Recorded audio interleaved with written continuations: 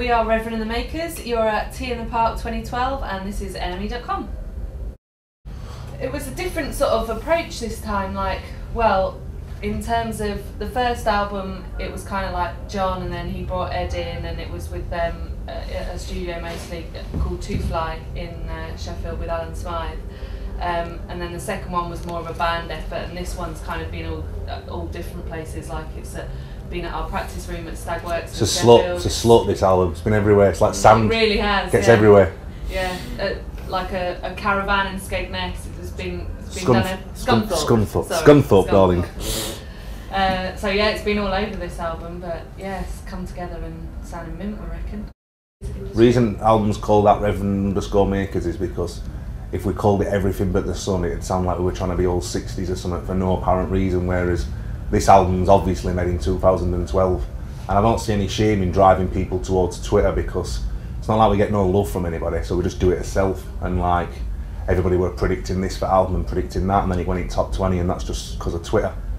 It's the most punk thing in music, I reckon, that's happened for a long time. Like it's in the people's and the band's hands. Like it kind of takes everybody else out of the equation, really. So it's kind of an interesting way of doing it, and you've got to move with the times. If you don't, then you get left behind. We were watching some highlights last night of David Guetta, and I nearly started crying because it was just, I didn't, to exaggerate the point. You just stood behind the desk, like essentially pressing play, and you've got all these bands in freezing cold practice rooms across the country, and he's probably picking up 50, 100 grand for just doing rest. Fuck all. Rest. And it's quite depressing, when you sit in your bedroom and you write songs properly. And I'm not just saying it's just guitar music, electronic music is great, but there's ways of doing it, he's made no effort for these people. Amazing, because my favourite three bands are the Wailers first, Stone Roses second, Clash third.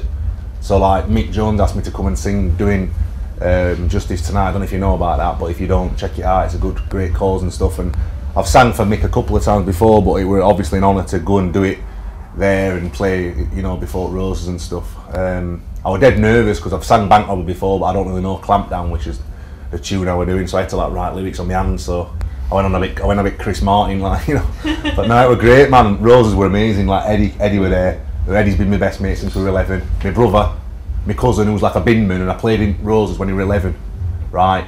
And he remembers me like turning the light on and off, like dead fast, to make it like a nightclub and spraying Lynx Africa. You know what I'm saying? And like we were there together, like Offers Bombs, watching Roses. It was amazing, like epic, amazing.